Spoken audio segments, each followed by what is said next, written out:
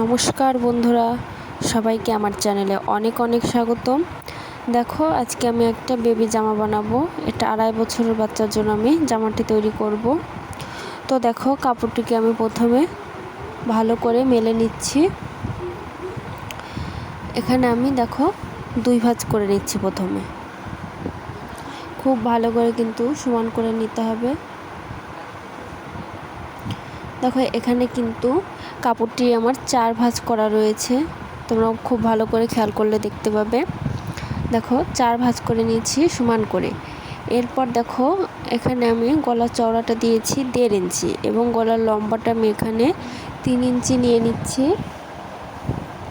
দেখো, 3 ইঞ্চিতে দাগ দিয়ে আমি একটি গোল রাউন্ড শেপ দিয়ে নিচ্ছি।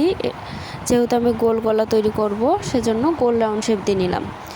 এবার দেখো, এখানে আমি কাঁধের মাপ নিয়েছি 2 ইঞ্চি এবং আরমোলের মাপ নিয়েছি 4 ইঞ্চি। এবার দেখো, 4 ইঞ্চিতে দাগ দিয়ে আমি আরমোলের গোল একটি রাউন্ড শেপ দিয়ে নিলাম। এখানে আমার বডি হচ্ছে 24 ইঞ্চি। তো 24 ইঞ্চিকে 4 ভাগ করলে হয় 6 ইঞ্চি। তো 6 ইঞ্চি নিয়ে এখানে আমি কিন্তু 1 ইঞ্চি বাড়িয়ে নিয়েছি। এবার দেখো, এখানে নিচের মাপ কিন্তু এখানে আমি নিয়েছি 10 ইঞ্চি। 10 ইঞ্চিতে দাগ দিয়ে আমি এবার কাটিং করে নিচ্ছি। এবার দেখো, আরমোলের অংশটুকু কেটে নিচ্ছি।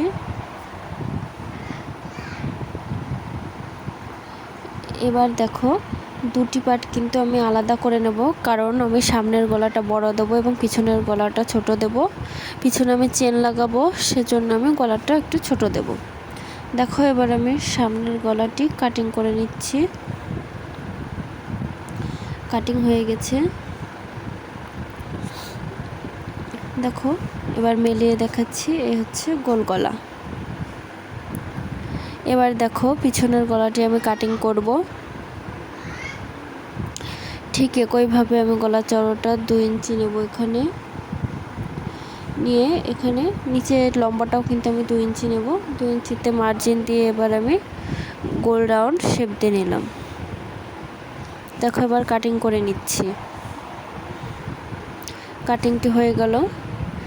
যখন আমি চেনটি লাগাবো, তখন আমি মাঝখান থেকে কেটে নেব। এবার দেখো, বাকি যে কাপড়টুকু রয়েছে সেটিকে কিন্তু আমি নিচের অংশটুকু কাটিং করব। এটা আমার কিন্তু গোল রাউন্ডের একটি ফ্রক তৈরি হবে, যাকে বলে একসাটা। এবার দেখো, এভাবে কোনা বরাবর ধরে কিন্তু আমি এভাবে ভাঁজ করে নিলাম 4 ভাঁজ। এবার দেখো, সামনের বা পিছনের যে কোনো একটা পার্ট নিয়ে তোমরা মাপ নিয়ে নিতে পারো। আমি পিছনের পার্টটি নিয়েছি। নিয়ে এবার বডি মাপ অনুযায়ী কিন্তু আমার এখানে কাটিং করতে হবে। দেখো, আমি খুব ভালো করে সমান করে ধরে রেখেছি। আর দেখো, একটু কিন্তু কোনা বেরিয়ে আছে আমার, কারণ এখানে গোল রাউন্ড করলে কিন্তু আমার খুললে পরে আরও কিছুটা বেড়ে যাবে কাপড়। দেখো, এবার আমি ঝুলের মাপ নিচ্ছি। এখানে আমার ঝুলের মাপ হচ্ছে 22 ইঞ্চি। আমি এখানে 1 ইঞ্চি এক্সট্রা নিয়ে 2 ইঞ্চি পরিমাণ একটু এক্সট্রা নিয়ে নিচ্ছি, কারণ আমার উপরে জয়েন্ট দিতে হবে, নিচেও কিন্তু সেলাই করতে হবে। সেজন্য আমি 2 ইঞ্চি 24 দাগ দিয়ে নিয়েছি। 24 ইঞ্চিতে দাগ দিয়ে নিয়ে এবার গোল রাউন্ড করে নিচ্ছি। এখানে কিন্তু তোমরা চাইলে পাশের পার্টটা কিন্তু ছোট দিতে পারো এবং মাঝখানের রাউন্ডটা কিন্তু বড় দিতে পারো, এটা যার যার চয়েস। এখানে আমি সমানভাবে নেব, সব দিকেই 24-24 নেব।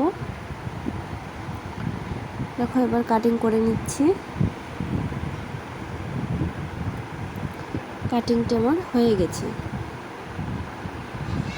এই দেখো, এতটা সরানো হবে। এবার দেখো, পাশে যে বন্ধ সাইডটুকু ছিল সেটি আমি খুলে দিচ্ছি, কেটে দিচ্ছি। দেখো, কাটিংটা আমার হয়ে গেছে। এবার দেখো, তোমাদের আমি খুলে দেখিয়ে দিচ্ছি। এটা কিন্তু আমার সামনের পার্ট।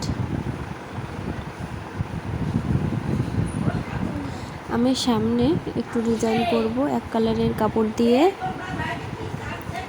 দেখো, এখানে আমার কিছুটা পরিমাণ কাপড় আছে, এটিকে আমি রাউন্ড করে কেটে নেব। তো দেখো কিভাবে কাটছি। প্রথমে উপরের পার্টটি আমি এই এক কালারের কাপড়ের উপরে বসিয়ে নিচ্ছি।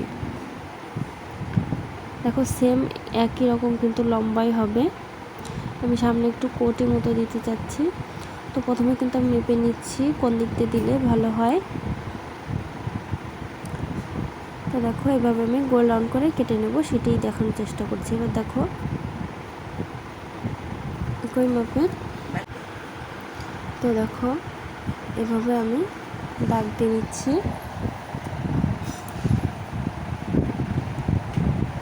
এভাবে করে কিন্তু গোল রাউন্ড করে নিতে হবে।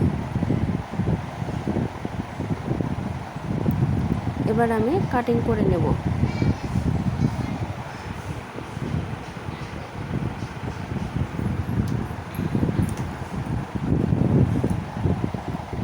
দেখো মাপ অনুযায়ী কিন্তু কাটিং করতে হবে।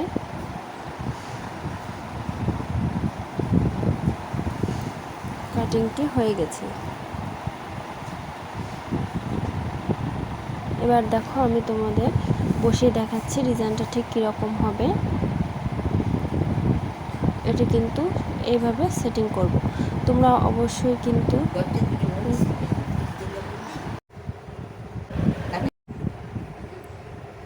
দেখো হয়ে গেছে।